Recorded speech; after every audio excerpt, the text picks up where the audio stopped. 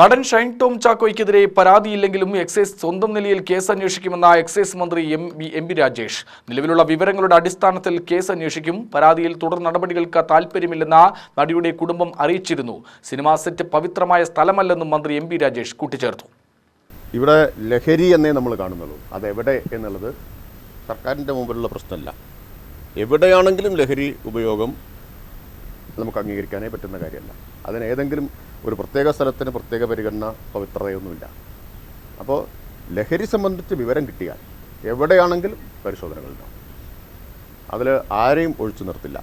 ഇത് സംബന്ധിച്ച് ഏത് വിവരവും വളരെ ഗൗരവത്തോടെയാണ് ഗവൺമെൻറ് കാണുന്നത്. അതിൻ്റെ തെളിവാണല്ലോ ഇപ്പോൾ അത്തരം വിവരങ്ങൾ ധാരാളം ഇപ്പോൾ കിട്ടുന്നുണ്ട്. ഒരു വാട്സാപ്പ് നമ്പർ സർക്കാർ എക്സൈസ് പ്രസിദ്ധപ്പെടുത്തിയിട്ടുണ്ട്, പോലീസിൻ്റെ വേറെയുണ്ട്. എക്സൈസിന് ഇത്ര അധികം റെയ്ഡുകൾ നടത്താൻ കഴിയുന്നത് ഈ മാർച്ച് മാസത്തിൽ മാത്രം 14,000 റെയ്ഡാണ് നടത്തിയിട്ടുള്ളത് സംയുക്തമായിട്ട്. മുമ്പില്ലാത്ത തരത്തിൽ റെയ്ഡ് നടത്താൻ കഴിയുന്നത് ജനങ്ങളിൽ നിന്ന് അത്തരം വിവരങ്ങൾ കിട്ടുന്നത് കൊണ്ടാണ്. ആ വിവരങ്ങളുടെ അടിസ്ഥാനത്തിലാണ് സാധാരണഗതിയിൽ പിടിക്കാൻ എളുപ്പമില്ലാത്ത പല കേസും ഇപ്പോൾ പിടിക്കാൻ പറ്റുന്നത്. കൃത്യം വിവരങ്ങൾ കിട്ടുന്നതിൻ്റെ കൂടി അടിസ്ഥാനത്തിലാണ്.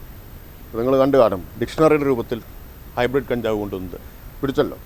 അപ്പോൾ അത്തരം വിവരങ്ങൾ എവിടെ നിന്ന് കിട്ടിയാലും അത് വളരെ ഗൗരവത്തോടെ തന്നെ കാണും. ഒരു വിവരവും ഉദാസീനമായിട്ട് കൈകാര്യം ചെയ്യില്ല, അല്ലെങ്കിൽ അതിനെ അവഗണിക്കുന്ന പ്രശ്നമേ ഉണ്ടാവില്ല. അത് എവിടത്തെ ലഹരി ഉപയോഗം സംബന്ധിച്ചാണെങ്കിലും എവിടെയാണെങ്കിലും. അതാണ് ഞാൻ പറഞ്ഞത്, അതിന് പ്രത്യേക പരിഗണനയില്ല. സിനിമാ സെറ്റിൽ ലഹരി ഉപയോഗം നടക്കുന്നു എന്ന് ക്രെഡിബിളായിട്ട് വിവരം കിട്ടിയാൽ ആ വിവരം, അയ്യോ സിനിമാ സെറ്റല്ലേ, സിനിമാ സെറ്റിന് പ്രത്യേകിച്ച് പവിത്രതയൊന്നുമില്ലല്ലോ, അവിടെ ഇത് ഉപയോഗിക്കുന്നു എന്നുള്ള വിവരം കിട്ടി അവിടെയും പരിശോധിക്കേണ്ടി വരും. പക്ഷേ വിവരത്തിൻ്റെ അടിസ്ഥാനത്തിലാണ്.